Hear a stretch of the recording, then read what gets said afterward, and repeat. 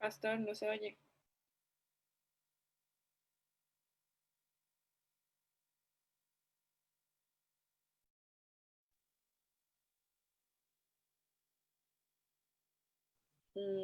Yo no. No sé si alguien más sí lo escucha.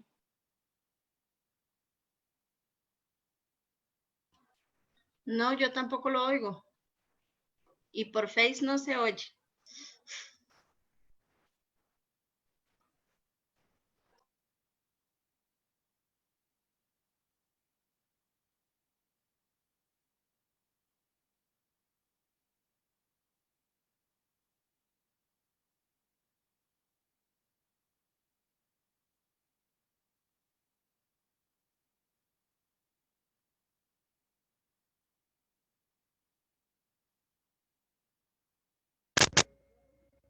¿Ahora me escuchan?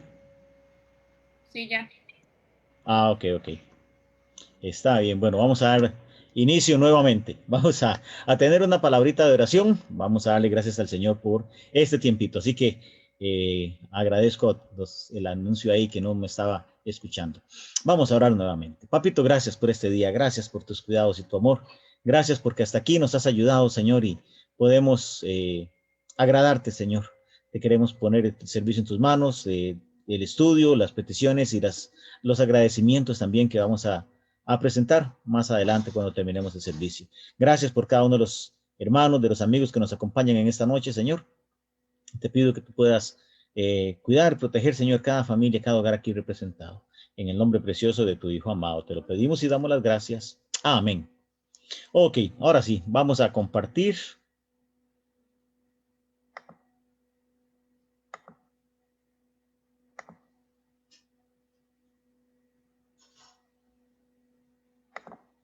Como habíamos hablado, bueno, ya esta es la sexta lección que estamos estudiando acerca de la apologética cristiana, la defensa de la fe.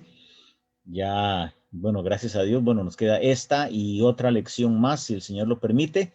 Y ya hoy vamos a ver un poquito más como de carne, porque vamos a analizar uno de los pasajes, de los tantos pasajes donde el apóstol Pablo hace apología, hace defensa de su fe. Entonces, vamos a continuar con el estudio. Habíamos quedado por acá, bueno, la semana pasada habíamos visto eh, esta diapositiva y la siguiente, pero yo quisiera que las repitiéramos para agarrar ahí como un poquitito de velocidad.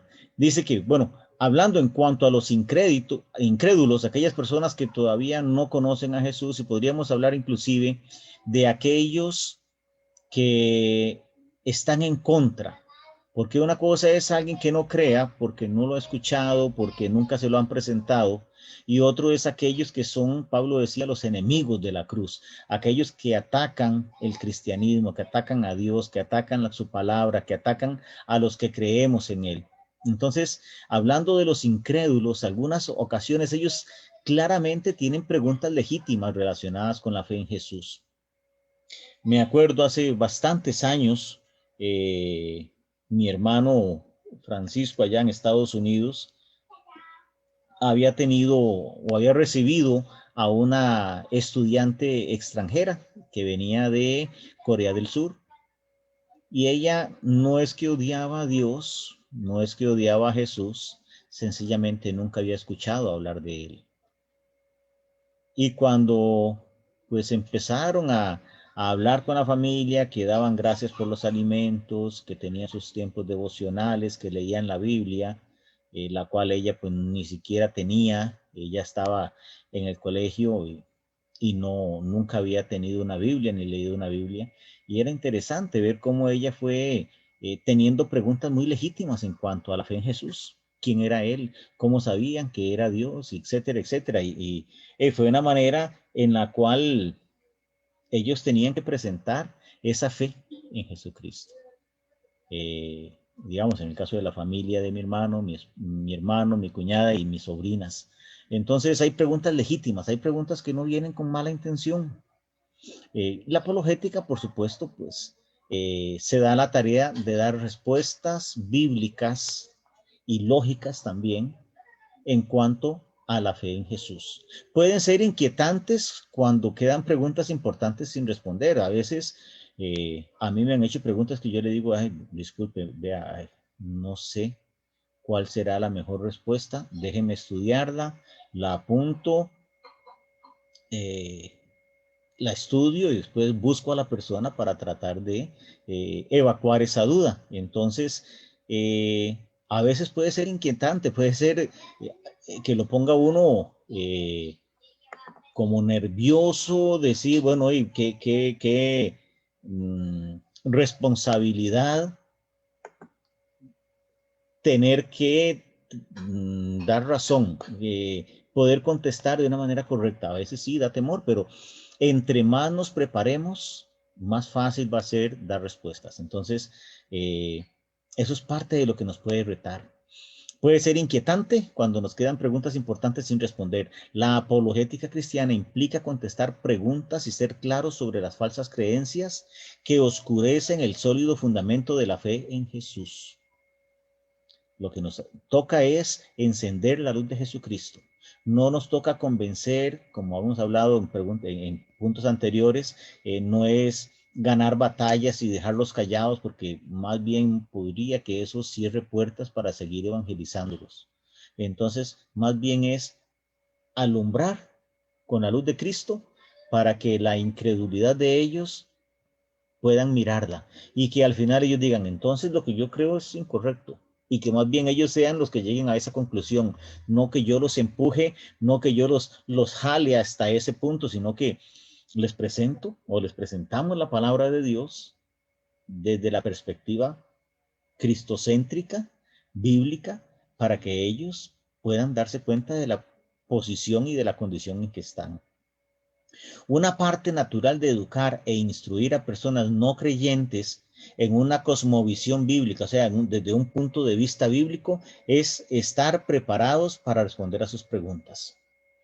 Hace tal vez unos 5 años, unos 4 o 5 años había dado yo esta clase en el seminario. Y me acuerdo que uno de los estudiantes decían, pero es que eso es demasiado lo que hay que aprender. Bueno, debemos estar preparados para presentar defensa. Sí, eso es como, no sé, pongamos ejemplos. Un abogado le puede llegar un caso de robo. Tiene que saber pues, los artículos que hablan acerca del robo. Puede ser pensión alimentaria. Entonces tiene que saber todo lo que es de familia. O puede ser de un robo de ganado. Entonces tiene que saber acerca del robo de ganado. Porque imaginémonos que vayamos donde un abogado y le diga, a ver, que me robaron las vacas. Espérenme un momentito, voy a buscar. Y no encuentro. Es que yo sé que estaba por aquí, pero es que, vean, ¿no? Y uno dice, ese es el abogado que me va a defender a mí. Qué miedo. Igual con un médico. Ah, sí, vea, doctor, es que tengo un dolor aquí. Ahí, vamos a ver. Es que ahí puede ser, ¿dónde está el riñón? ¿Es en ese lado o es en el otro? ¿O dónde es que está el páncreas? ¿O dónde está? Es que yo no estoy seguro. Pero para buscar en el libro. Bueno, en todas las áreas de la vida debemos de estar seguros. Bueno, una tortilla se hace con harina de trigo o con masa, o con harina de maíz. Bueno, el que está haciendo tortillas sabe con qué tipo de masa o con qué tipo de ingredientes es que lo hace. Bueno, en la fe es igual. Necesitamos estar preparados. Entre más conozcamos la palabra de Dios, más fácil va a ser dar respuestas a esas preguntas que las personas tienen. Entonces, debemos, dice ahí la última parte, una parte natural de educar e instruir a personas no creyentes en una cosmovisión o desde un punto de vista bíblico es estar preparados para responder a sus preguntas. Necesitamos sumergirnos en la palabra de Dios. Los cristianos no deberíamos sorprendernos o sentirnos amenazados por esto. Yo no sé si a ustedes les pasaba cuando estábamos en tiempos mayormente tal vez de colegio, en universidad ya pues uno es un poquito más responsable, pero en periodos de colegio uno dejaba todo para última hora. Y ojalá estudios sociales o biología, que era mucha materia y mucha muy diverso en algunos momentos. Y uno dejaba todo para último momento y ya uno decía, uy, tengo que estudiar, no sé, 30 páginas para mañana en la mañana, a las 7, ya son las 7:30, 7:15 de la noche, no me va a dar tiempo. Y entonces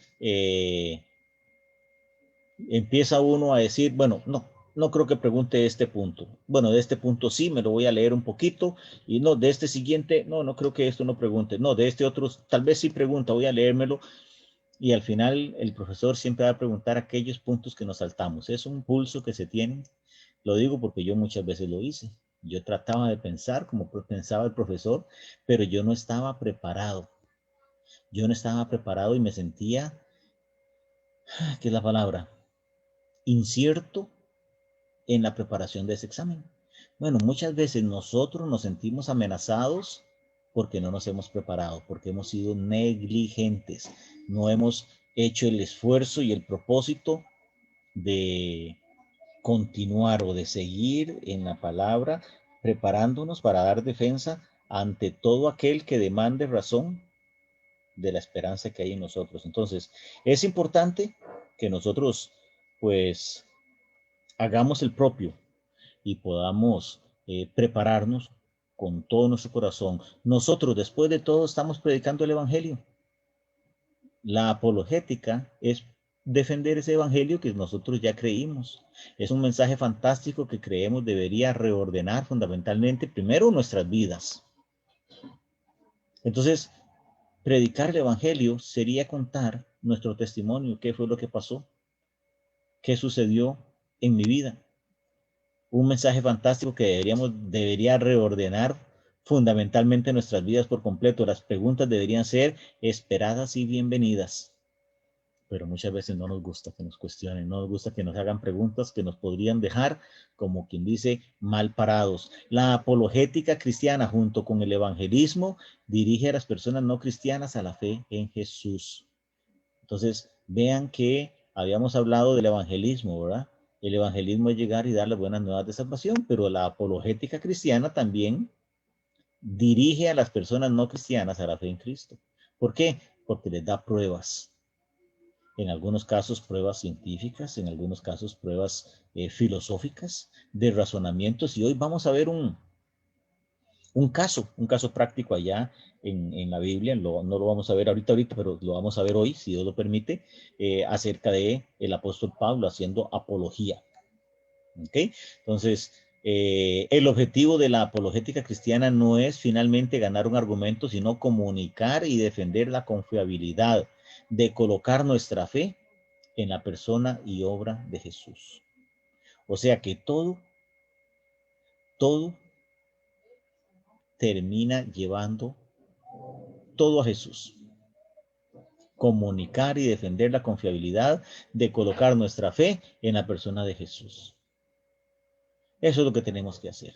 Yo hay veces he visto a los chiquitos jugar, a los chiquillos en general, y cuando alguien se encuentra algo, no sé, se encuentra un gusano por allá, llega donde estaban los otros, vengan para enseñarles lo que descubrí o lo que vi, vengan, o les pega un grito, vénganse para acá para que ustedes vean, y ya todo el mundo viendo, y ya los chiquillos que ya lo vieron se vienen donde uno, papi, venga a ver lo que descubrimos, venga a ver lo que vio fulanito, o venga a ver lo que está allá, y lo llevan a uno de la mano y lo llevan hasta ahí. Bueno, eso es lo que hace la apologética. Llevar a ese descubrimiento que ya nosotros tuvimos de Jesucristo a otras personas para que lo miren así como lo miramos nosotros, así como lo miraron ellos y así como ellos quieren que nosotros también veamos eso que ellos creyeron. Igual es con la palabra de Dios, igual es con Dios, con Jesús. Tenemos que llevarle a esas personas a Jesucristo. La apologética es la disciplina que defiende el punto de vista o la cosmovisión bíblica y derriba la incredulidad. Incredulidad es el negarse a creer. Dice que derriba la incredulidad y brinda un punto de partida para un evangelismo apasionado. No sé si usted ha tenido la oportunidad, el privilegio de guiar a alguien a Cristo. Es precioso ese sentimiento de llegar y decir, wow, yo guié a una persona a Cristo. No es que yo la salvo. Algunos dicen ir a ganar almas. Bueno, el que gana almas es Jesucristo. El Espíritu Santo es el que convence. Nosotros no somos nada más instrumentos. Eso es como decir, somos una canoa o somos un tubo por el cual baja el líquido, el agua, digamos, a un sistema de riego. El agua es Jesucristo. Nosotros somos sencillamente el tubo o el drenaje por donde pasa esa agua. No debemos de gloriarnos en algo que no es nuestro. ¿Por qué? El agua es la que da vida a las plantas y Jesucristo es el único que gana almas, el único que puede limpiar el pecado, quitar la culpa del pecado. Entonces la apologética es esa disciplina que defiende la cosmovisión bíblica, derriba la incredulidad y brinda un punto de partida para un evangelismo apasionado. Ahora sí, vamos a entrar en materia. Como les habían comentado, Hechos capítulo 17. En general, podríamos decir que mucho del libro de Hechos es apología.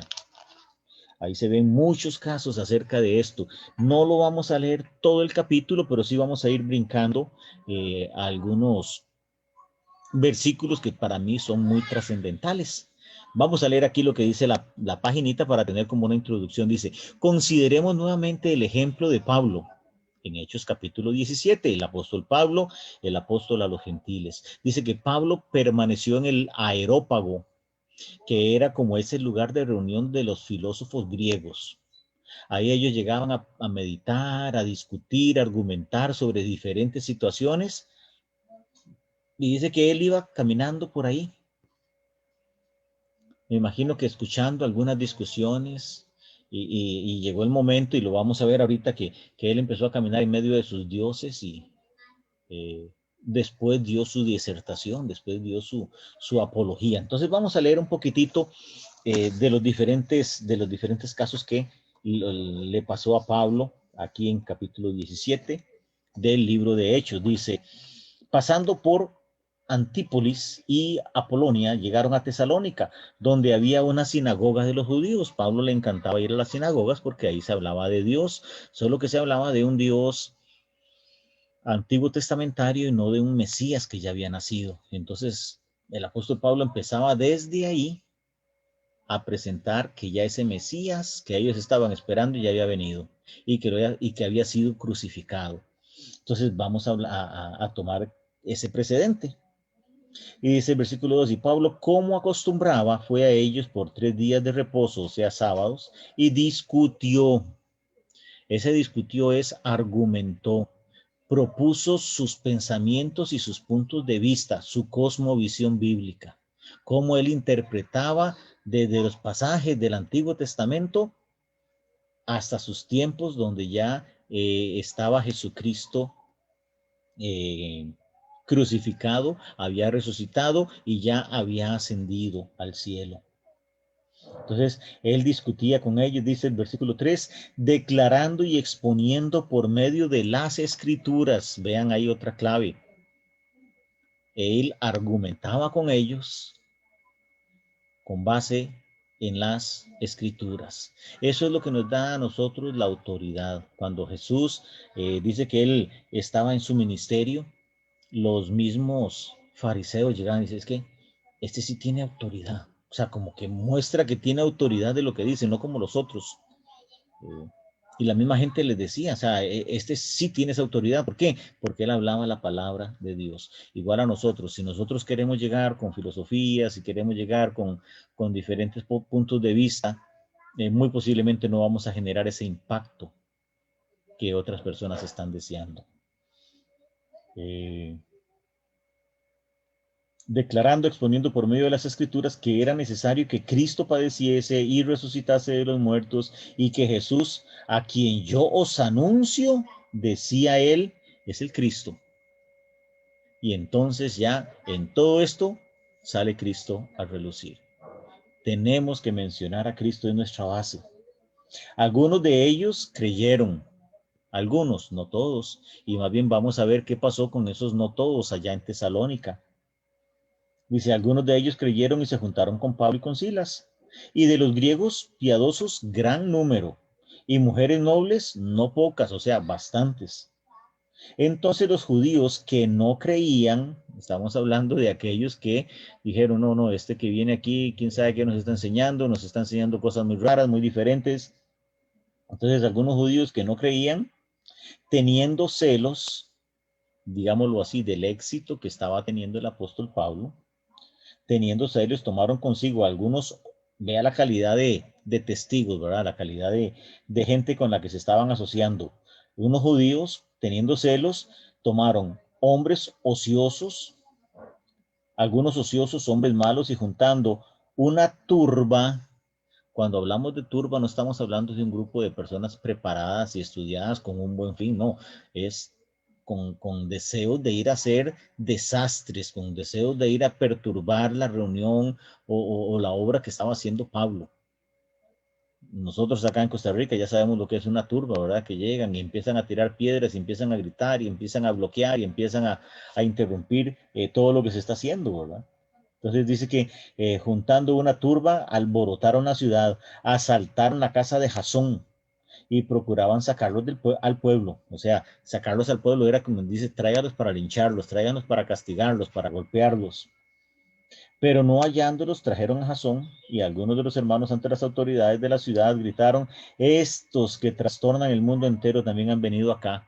O sea, ya tenían fama de que cuando ellos llegaban a algún lugar, cambiaban todas las costumbres, cambiaban, entre comillas, digámoslo, religión, porque ellos eran politeístas y creían en muchísimos dioses y no habían creído en Jesucristo. Inclusive por ahí más adelante hay casos, ¿verdad? De que habían algunos que hacían negocios con adivinos y todo eso, ¿verdad? Y era un negocio para ellos esto de la religión. Entonces dice que trastornan el mundo, han venido acá, versículo 7, a los cuales Jasón ha recibido, y todos estos contravienen los decretos de César porque dicen que hay otro rey, Jesús. Y entonces están diciéndole al mismo rey, vea, hay otro rey. Ellos se dicen que hay otro rey que se llama Jesús. Y alborotaron al pueblo y a las autoridades de la ciudad oyendo estas cosas, pero obtenida fianza de Jasón y de los demás, lo soltaron. Bueno, Pablo llegó, predicó, muchos creyeron, dice, algunos de ellos creyeron, y también los griegos piadosos en gran número, y mujeres nobles no pocas. O sea, que hubo un buen fruto. Sin embargo, dice que la situación siguió, dice, lo soltaron. Inmediatamente los hermanos enviaron de noche a Pablo y a Silas hasta Berea. El pueblo estaba enardecido. Y entonces dijeron, bueno, no, si se queda aquí, lo matan. Mandémoslo a otra ciudad, mandémoslo a otro pueblo. Y habiendo ellos llegado, entraron a la sinagoga. Otra vez entraron a la sinagoga. Es que les gustaba entrar al lugar más espinoso para presentar el evangelio. Entraron a la sinagoga, y estos eran más nobles de los que estaban en Tesalónica, pues recibieron la palabra con toda solicitud, escudriñando cada día las escrituras para ver si estas cosas eran así. Y aquí, bueno, hago dos anotaciones. Berea, nuestra iglesia se llama Iglesia Bautista Berea, en honor a esta ciudad, que Berea era pues un pueblo, pero dice Pablo que era muy noble. Bueno, Lucas, que es el escritor de Hechos, que era un pueblo muy noble porque ellos no le creían. Recordemos de que el apóstol Pablo estaba hablando del Antiguo Testamento para traerlos a Cristo. Y ellos en el Antiguo Testamento pues hablaban hasta Zacarías y Malaquías de las profecías del Mesías que iba a venir y todo eso. Bueno, y Pablo desde ahí les presenta el Antiguo Testamento y les viene explicando hasta que les llega Cristo, el Mesías, y después de ahí les comenta de que Él fue muerto, de que Él fue sepultado, de que Él resucitó y que luego ascendió a la presencia de Dios. Bueno, eso es una, ¿verdad? Que Tesalónica, Berea era sencillamente un lugar de unos hermanos que fueron muy fieles, que no le creían al apóstol lo que él les venía diciendo, sino que se iban, ok, vamos a ver si lo que dice él, que dice Isaías es cierto, y llegaban. Recordemos de que no todos tenían Biblia, no existían las Biblias como las conocemos nosotros, ellos tenían rollos o tenían algún tipo de documento, y no era tan fácil poder andar los rollos porque no se sabía de cuál libro iban a hablar, etcétera, etcétera, ¿verdad? Entonces,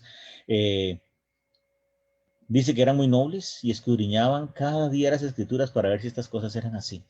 Bueno, parte de la responsabilidad de la iglesia en Berea, ellos llegaban y escudriñaban y ellos estaban preparados para presentar defensa. Y dijeron, sí es cierto, lo que el apóstol Pablo viene a decirnos es cierto, Pablo y Silas están en lo correcto. Versículo 12, así que creyeron muchos de ellos allá en Berea y muchas mujeres griegas de distinción y no pocos hombres. Otra vez una buena cosecha. ¿Por qué? Porque hubo una apología. ¿Qué están hablando? Evangelizar, pero también defender la fe. Luchar por la fe. Aquí literalmente predicar el evangelio era peligro de muerte.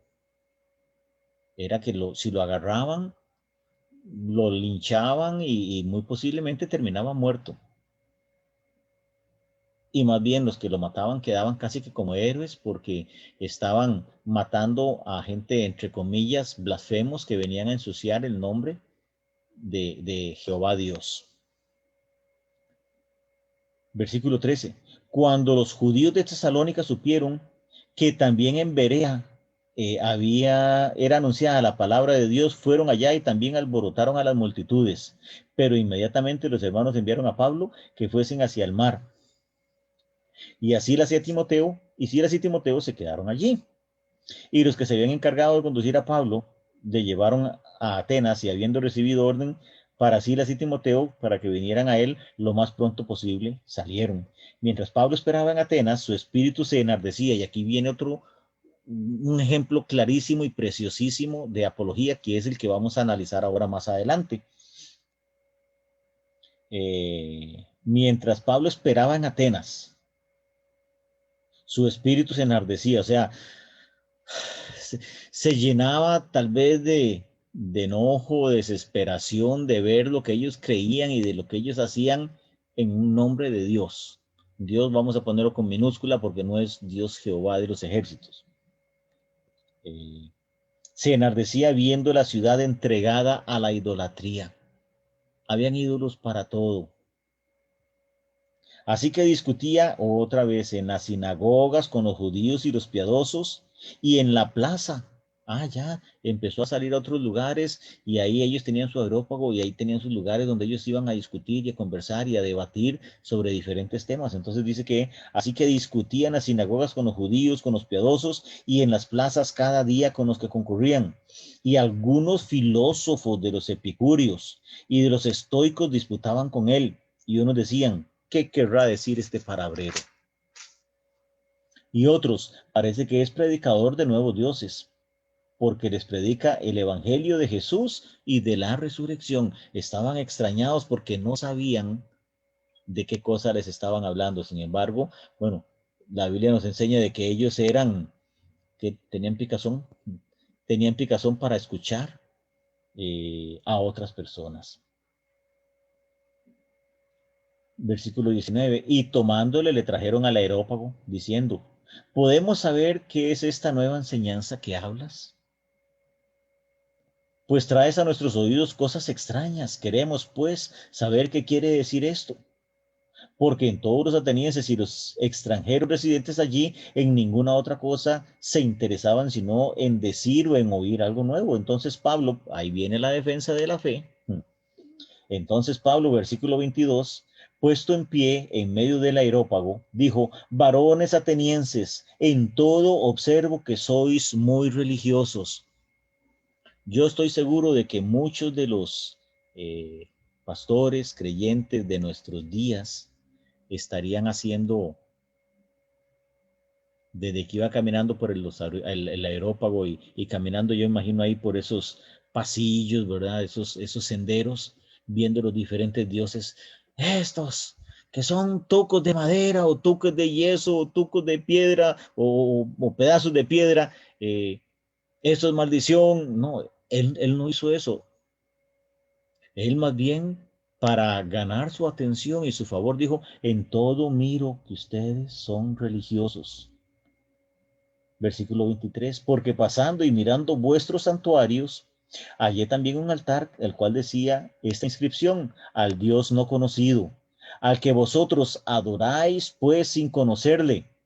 es a quien yo os anuncio. ¿Se imaginan lo que es esta historia? Bueno, nuestro hermano Melvin ha dado una enseñanza sobre este pasaje increíblemente preciosa, y ellos tenían esa comezón, esa picazón de estar conociendo cosas nuevas, de estar aprendiendo nuevas religiones, de estar aprendiendo nuevas cosas, nuevos sistemas, y para ellos todo esto era conocimiento, y para ellos era como enriquecedor.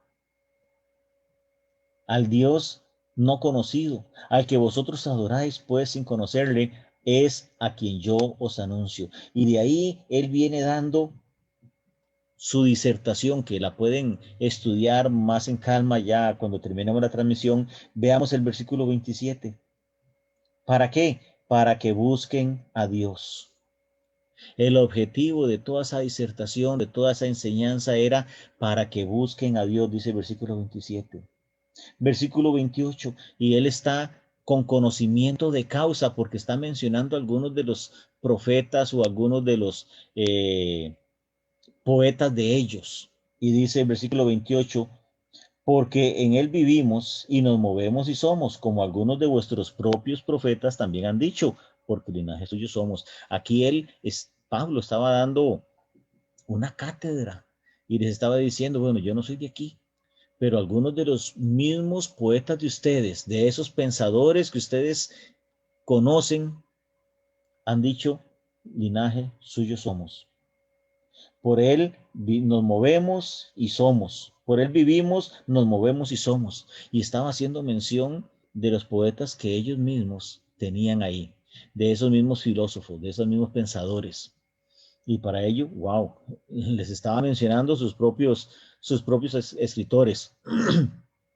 Eso es como que llegara, no sé, un predicador, por ejemplo, de África, que es lejano, tal vez que no conoce mucho acá a Costa Rica, nuestro ambiente. Permiso.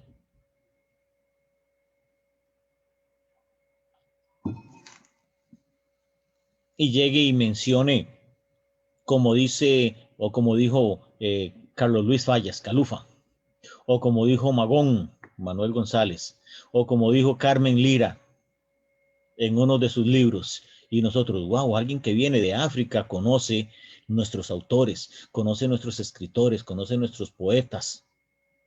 Como dice la letra del himno nacional de Costa Rica, y empieza a recitar las una o dos estrofas del himno nacional de Costa Rica, uno dice, wow, si muchos de los costarricenses y de los que habitan en Costa Rica ni siquiera se lo saben, como alguien que viene de África a predicar aquí a Costa Rica, ¿cómo se lo sabe? Bueno, eso es lo que estaba haciendo el apóstol Pablo. Él estaba recitando palabras de algunos de los escritores, de los poetas que ellos mismos tenían por ahí. Y habiendo dado todo esto, en el versículo 33, así Pablo salió de en medio de ellos, mas algunos creyeron juntándose con él, entre los cuales estaba Dionisio y el Areopagista, una mujer llamada Dámaris, y otros con ellos. Entonces aquí vemos un ejemplo de apologética, de cómo Pablo estaba defendiendo lo que él creía y a la vez pues estaba testificando. Porque como dijimos anteriormente, ¿verdad? La apologética y el evangelismo pues vienen de la mano. El evangelismo presenta el evangelio y la apologética defiende ese evangelio. Entonces, vienen preguntas, pueden venir preguntas bien intencionadas, pueden venir preguntas mal intencionadas, y tenemos que estar preparados. Y la preparación pues implica esfuerzo, implica trabajo, implica compromiso. No todo va a ser fácil, no todo va a ser tan...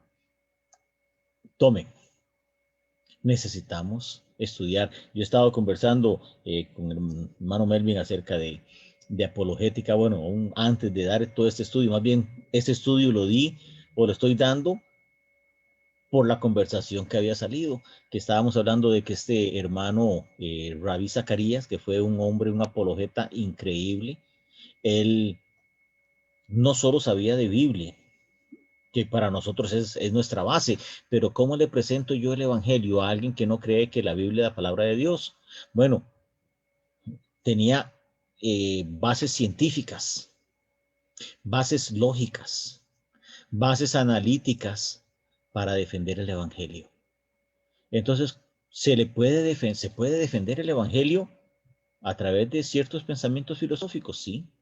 Se puede atacar, se puede estudiar desde una posición, desde un punto de vista filosófico o creacionista o evolucionista, sí. Eso es lo que hace la apologética. Toma el pensamiento de las personas y lo lleva a Cristo. Pero para hacer eso se requiere conocer, se requiere saber mucho de la palabra de Dios. Así que bueno,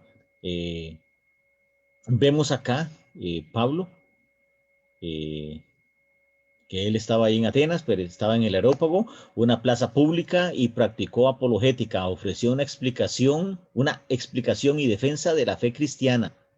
Pablo utilizó la razón, ven, no solamente la palabra de Dios, sino que también utilizó la razón para defender. Ejemplos culturales de un altar de Atenas y un poema griego. Pablo explicó las verdades bíblicas acerca de Dios, su carácter y nuestra necesidad de su misericordia. El propósito de todo lo que estaba haciendo era comunicar a los paganos que creían en muchos dioses las buenas nuevas del único Dios verdadero, que se convirtió en hombre por nosotros, en Jesús.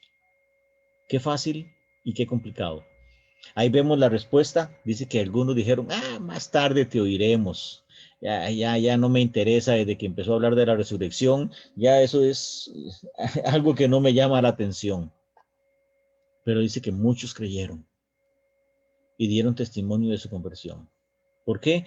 Porque Pablo no tuvo miedo, no tuvo vergüenza de defender la fe. Y hermanos, amigos, ese es el llamado. El llamado de todo este estudio no es hacernos a nosotros ya apologetas, no es hacernos ya defensores de la fe, sino que nos interese, tengamos esa comezón de decir, wow, si a mí me preguntan tal cosa, ¿cómo contesto? Y tratar de hacer preguntas, tratar de hacernos preguntas nosotros que digamos, bueno, ¿cómo le puedo contestar a alguien que tiene realmente necesidad de conocer a Dios? Algunos, como les dije, pueden hacerlo con mala intención, para dejarnos mal parados, para dejarnos callados, para atacarnos. Pero hay unos que tienen sinceras dudas. No lo están haciendo con mala fe, que no lo están haciendo por maldad, sino que más bien desean conocer a Jesucristo. Pero no lo han podido encontrar. Pero si nosotros les presentamos ese evangelio y les damos pruebas de que es veraz, de que es cierto, de que puede cambiar una vida con la mía como ejemplo, eso es lo que vale, eso es lo que genera cambios en la vida de las personas. Entonces, no debemos de tener temor de ser apologetas. Dice, Pablo tomaba en serio la apologética porque él entendía los riesgos. Eso es como quien dice tener que caminar por un tronco para atravesar un río y que ese tronco esté con musgo, esté húmedo, esté resbaloso, pero tengo que atravesar ese tronco. Bueno, trataré de buscar una varilla ahí para balancearme, porque yo necesito atravesar al otro lado, que es una situación seria, sí, es una situación seria, la apologética es seria, porque vamos a encontrarnos con personas que van a atacar o que no van a creer en el Evangelio, y necesitamos llevarlos al Evangelio. Entonces dice que él entendía los riesgos, el peligro que hay. Si hacemos una mala apologética, podemos hacer que otras personas no crean en Jesucristo y se alejen de Él. Por eso la importancia. Y entre más personas estén mejores preparadas, pues a más personas podemos ayudar, a más personas les podemos presentar el Evangelio y presentar una defensa de nuestra fe. Espiritualmente, la apologética es una guerra, no es un juego de mesa. En una guerra, el soldado no le dice, hey, le voy a disparar, no, se esconde y cuando el otro está ahí, pum, le dispara. Bueno, la apologética es una guerra. Es una guerra donde nuestro enemigo, Satanás, y todos sus demonios y todos sus ángeles caídos van a estar a su disposición para atacarnos, para atacar la iglesia. Sin embargo, gracias al Señor, que la palabra de Dios nos dice que las puertas del Hades no prevalecerán. Jesucristo mismo se lo dijo a Pedro: las puertas del Hades, las puertas del infierno no prevalecerán contra la iglesia. O sea, la iglesia es la que va a ir a derrumbar las puertas del Hades. ¿Por qué? Porque vamos a ir a rescatar almas que ya estaban condenadas a una eternidad sin Dios. No es un juego de mesa. El objetivo, de la apologética es preservar la vida del otro al ayudarle a entender la verdad, no a anotar puntos en una pizarra espiritual. Entonces no es un juego de mesa ahí donde vamos marcando: yo llevo 2 puntos, el otro lleva 3, o yo llevo 3 y el otro lleva 2. No estamos hablando de eso. Estamos hablando de la vida eterna de una persona, del destino eterno de una persona. Y ahí es donde nosotros tenemos que preocuparnos para guiarlos a Cristo. Vamos a ver otro pasaje en Efesios capítulo 6. Vamos a leer ahí para leer un poquito más la palabra de Dios en estos estudios. Vamos a ir a Efesios capítulo 6, donde Pablo pues habla muy claramente de que estamos en una guerra. Y no es una guerra de niños, ¿verdad? Con estos, ¿cómo se llaman? Los Snurf, los balas estas como de foam, donde dispara y pega y cae, ¿verdad? Y no hace ningún daño. Pablo allí en Efesios capítulo 6 nos dice en versículo 10 en adelante hasta el...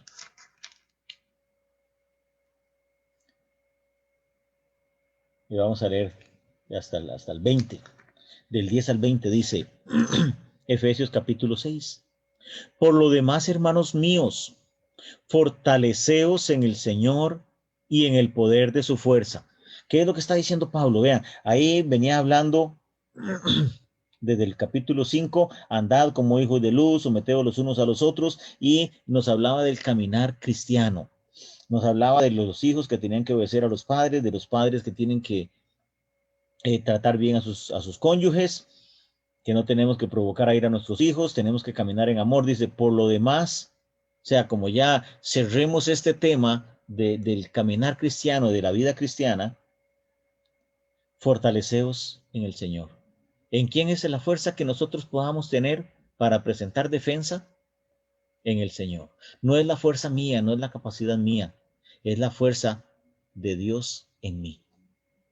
Eso es lo que me puede fortalecer para yo ser un buen defensor de la fe, para ser un buen apologeta. Fortaleceos en el Señor y en el poder de su fuerza, no es en mi poder. ¿Se acuerdan allá en Isaías capítulo 41? Que dice: los jóvenes flaquean y cansan, y se cansan, los jóvenes flaquean y cansan, pero los que esperan en Jehová tendrán nuevas fuerzas. Bueno, eso es lo que está hablando acá. Él nos va a dar nuevas fuerzas. Cuando ya tal vez nos sintamos desfallecer, Él va a fortalecernos, Él va a sostenernos para que podamos continuar nuestro caminar cristiano. Y dice, vestidos de toda la armadura de Dios. ¿De cuánta? De toda la armadura. Si yo voy a ir a la guerra, si tuviera que ir a la guerra, no es solamente llevar el arma. No, yo tengo que llevar algo. Arma es para atacar, pero también necesito algo para defender. En esos casos ellos tenían las armaduras. Y habían diferentes partes y las vamos a ir mencionando. Pero dice, vestidos de toda la armadura de Dios. Y aquí podríamos hacer una aplicación. Preparémonos en toda la palabra de Dios. Muchas veces nosotros como pastores tenemos un conocimiento general de la Biblia, pero muchos tal vez digámoslo así, nos especializamos más en un área que en otra. Yo conozco algunos pastores que les fascina la profecía, entonces leen todo lo que es de profecía y estudian mucho de profecía, y si les preguntan cualquier cosa de profecía, ¡pum!, ahí se la saben. Otros que son evangelistas, entonces todo lo que es como evangelismo, ellos se lo saben todo, todos los versículos, todas las aplicaciones, todos los ejemplos y sobre evangelismo. otros que es sobre vida cristiana, otros sobre familia, y les encanta y entonces estudian todos los temas ahí respecto a familia. Eso es igual que los médicos. Uno puede decir, es un médico general, es un médico que conoce un poquito de todo, pero de ese montón que conoce dice, ay, a mí me gusta mucho esto, me gusta, no sé, nefrología, o me gusta el corazón, ahí todo lo que es cardíaco, o lo que son los riñones, o no sé, y tienen su especialidad. Pero aquí el apóstol Pablo dice que tenemos que estar preparados en toda área. ¿Por qué? La pregunta puede llegar de cualquier dirección. De arriba, de abajo, de un lado, del otro, del frente, de atrás. De un tema que conozcamos o de un tema que no conozcamos. Por eso necesitamos estar preparados. Dice, vestidos de toda la armadura de Dios para que podáis estar firmes contra las acechanzas del diablo. Porque no tenemos lucha contra sangre y carne, sino contra principados, contra potestades, contra los gobernadores de las tinieblas de este siglo, contra huestes espirituales de maldad en las regiones celestes. O sea, estamos en una guerra. Si usted ya recibió a Jesucristo como único y suficiente Salvador, la Biblia dice, estamos en guerra. Ahora, usted puede ser un buen soldado o puede ser un mal soldado. Usted puede ser un soldado que huye y se esconde en la guerra. O se queda atrás para que las balas no le lleguen o las flechas no le lleguen y ser un mal soldado. Pero los malos soldados no van a tener gloria cuando estemos delante de la presencia de nuestro Señor. Esto que estoy hablando es un reto para cada uno de nosotros. Para mí es un reto. Debería ser un reto para cada uno de nosotros como creyentes. Prepararnos con diligencia para presentar defensa de la fe que nosotros tenemos. Y aquí están las herramientas. Dios no nos va a decir vayan a la guerra y juéguensela. No, Él nos dice, vean, yo les voy a equipar. Y no solamente los equipo, les doy las herramientas, sino que también les enseño a usarlas. Porque aquí está la capacidad de Dios para poder utilizar bien la palabra de Dios. No tenemos lucha contra carne y sangre, no es contra personas físicas, dice que es contra principados, o sea, príncipes. La palabra de Dios nos enseña de que Satanás es el príncipe de este mundo. Dios le dio ese rango. Es contra principados, contra potestades, o sea, poderes espirituales de maldad. Contra los gobernadores de las tinieblas de este siglo, contra huestes espirituales de maldad de las regiones celestes. O sea, la guerra que estamos luchando no es una guerra con esas pistolitas Snarf.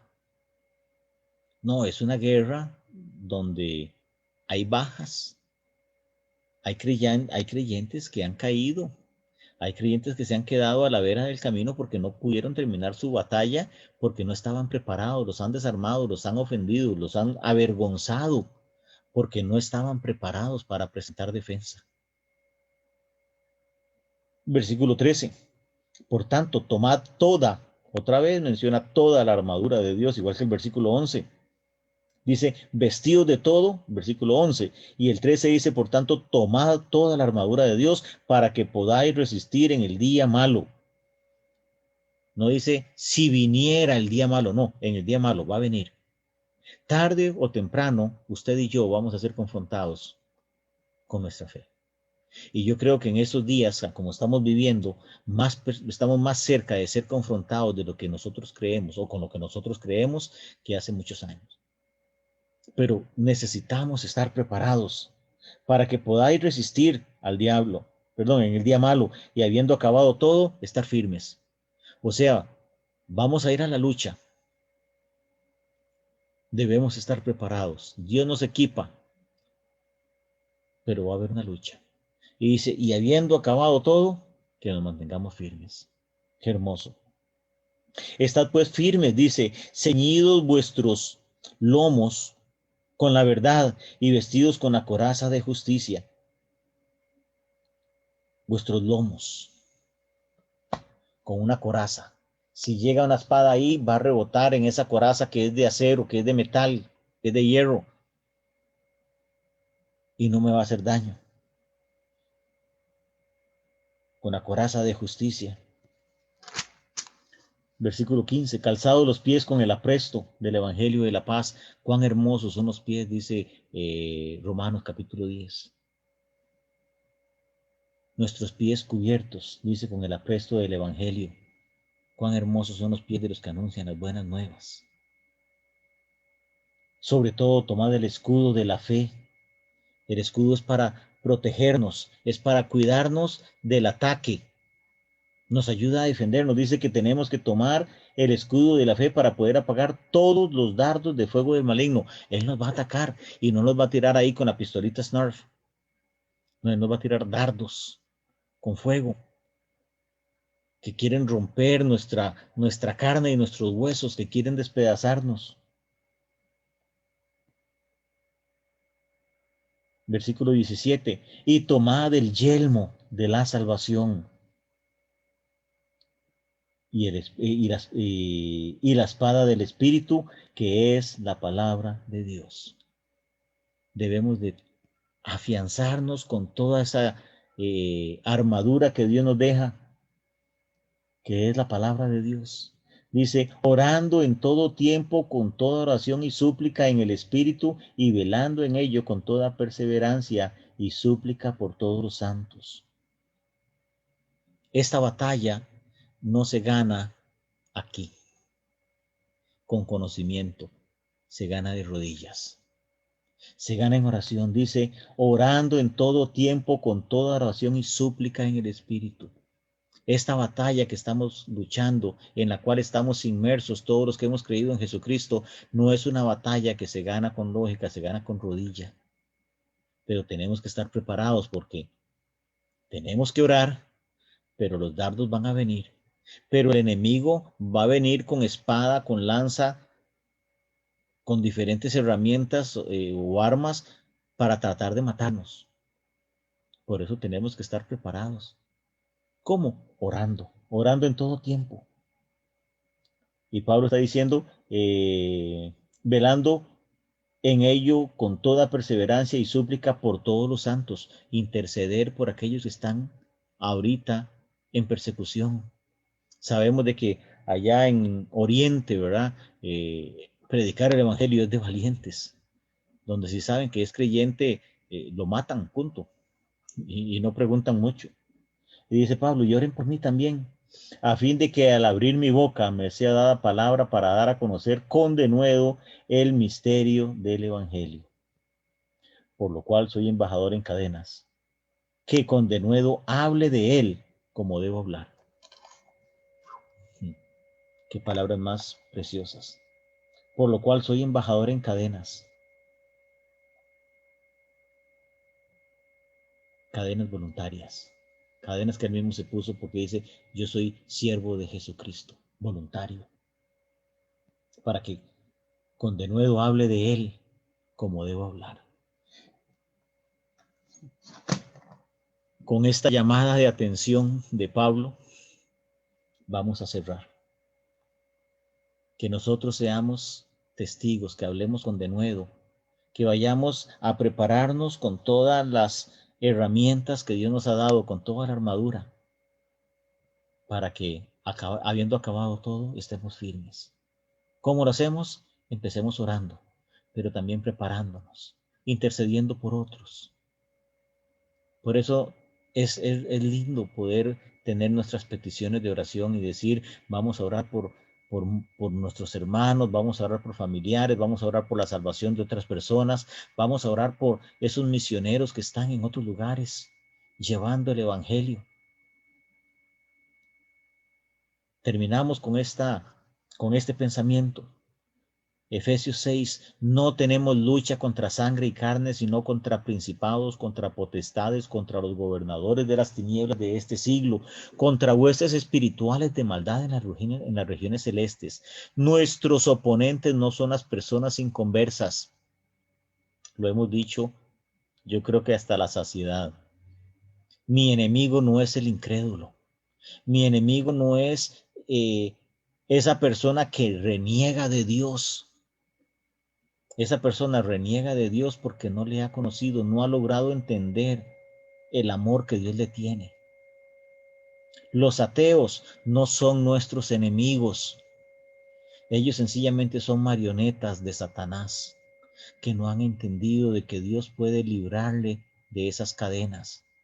Como el corito que cantábamos hace muchos años, Cristo rompe las cadenas y nos da la libertad. Ellos todavía no han entendido de que están presos según la voluntad de Satanás. Ellos piensan que son libres porque pueden hacer lo que quieren, pero están condenando su alma eternamente a una eternidad sin Dios. Y nosotros podemos ser un instrumento para que ellos conozcan a Jesucristo.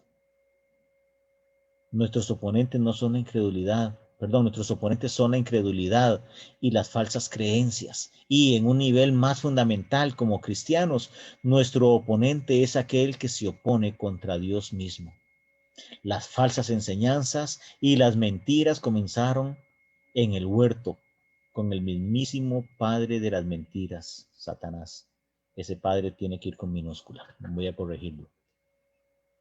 El padre de las mentiras es Satanás, y él es el que nos quiere engañar. Él es el que nos quiere desanimar para que nosotros seamos soldados que no le honremos a él. Vamos a terminar en oración. Dios mediante, la próxima semana tenemos el cierre y vamos a analizar otro pasaje y hacer ahí un cierre pues bonito, donde nos podamos retar y pues sentir ese deseo de ser mejores hijos de Dios, de ser más preparados, de estar más preparados para presentar defensa. Que Dios nos los bendiga. Vamos a orar y luego de eso quedamos concluidos por acá en el estudio. Papito Santo, gracias por tu palabra. Gracias porque sabemos de que tú deseas que nosotros hagamos apología. Tú deseas que nosotros seamos defensores de la fe que creemos, de esa fe que recibimos. Y nos has equipado con toda la indumentaria necesaria. Nos has dado todo lo que nosotros necesitamos para poder defender nuestra fe, Señor. Pero eso requiere esfuerzo nuestro. Eso requiere que nosotros nos propongamos a hacer nuestra parte. Ayúdanos, Dios, para poder ser hijos que te enorgullecen, que podamos estar preparados, que podamos buscar de qué manera podemos aprender más de ti y sumergirnos más en ti, encontrar placer en leer tu palabra, encontrar placer en orar y en estudiar tu palabra. Preferiblemente, si lo podríamos hacer de una manera estructurada en un seminario o en algún otro lugar de estudio formal de la palabra de Dios. Porque es necesario que nos preparemos, que estemos de la mejor manera preparados para esta lucha, para esta batalla, para esta guerra. Y que nos propongamos nosotros ser soldados valientes para que al final podamos estar firmes. Gracias, mi Dios, por este ratito. Gracias por tu palabra. Gracias por el cuidado que has tenido de cada uno de nosotros. En el nombre precioso de tu Hijo amado, te lo pedimos y damos las gracias. Amén. Vamos a dejar por acá. Vamos a concluir. Le doy gracias a Dios por este ratito que hemos podido compartir y gracias a los hermanos que están por acá y los que han estado también siguiéndonos por Facebook. Que Dios me los bendiga, hermanos. Vamos a dejarlo por aquí. Así que nos vemos, si Él lo permite, el próximo domingo a las 10 de la mañana. Recuerden que tenemos culto presencial a las 10 y tenemos culto virtual a las 5 de la tarde a través de Facebook.